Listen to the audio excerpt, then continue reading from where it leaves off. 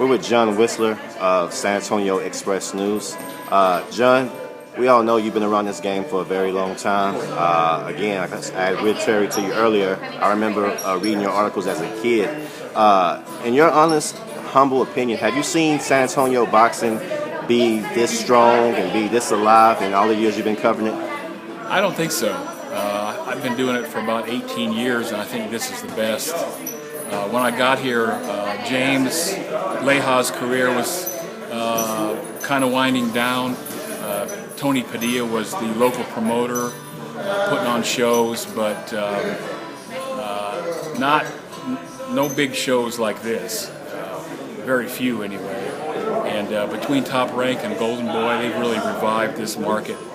James Leha and Mike Batov have done a great job helping revive this market. It's got to be one of the top boxing markets in the country right now, outside of Vegas and maybe LA.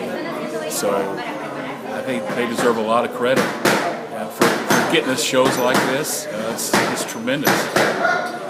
What does it say about the city of San Antonio, and like you say, in such a short period of time?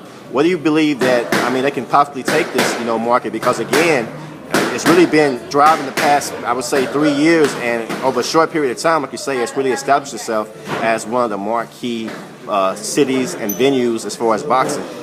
Yeah, well, this it's always been a very good market here. All it takes is some good shows.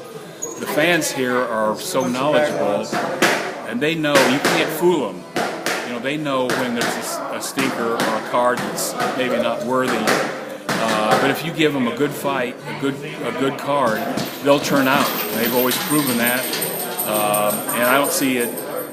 I see it continuing. I don't see it going the other way for a long time. Floyd Mayweather Jr. Recently announced his opponent, Marcos Maidana, for May 3rd. What's your thoughts of that, and how do you see that fight playing out? Well, I'm happy for Marcos. I think that fight here put him in a position to get that Mayweather fight. That's the good news. The bad news is he has to fight Floyd. I just think Floyd's going to be way too fast for him. He's going to carve him up. You never know. Maidana has power, but I just think Floyd's is too fast. I don't know that there's anybody that can touch him. He's got to fill his contractual obligations. I understand that. That's going to generate some interest, right? Because of what Maidana did to Broner here. But I don't know that Maidana knows what he's getting himself into. And lastly, we also have another big fight coming up, Angulo versus Canelo. What's your overall thoughts on that match? Well, I think it's going to be a good fight for as long as it lasts. I'm not sure it's going to go very far. Angulo is a good puncher. I just think that Canelo is a little bit too much for him. He can match his power, but he can also box. He's younger and quicker. I see Canelo winning that one inside 5 or 6 rounds. Okay.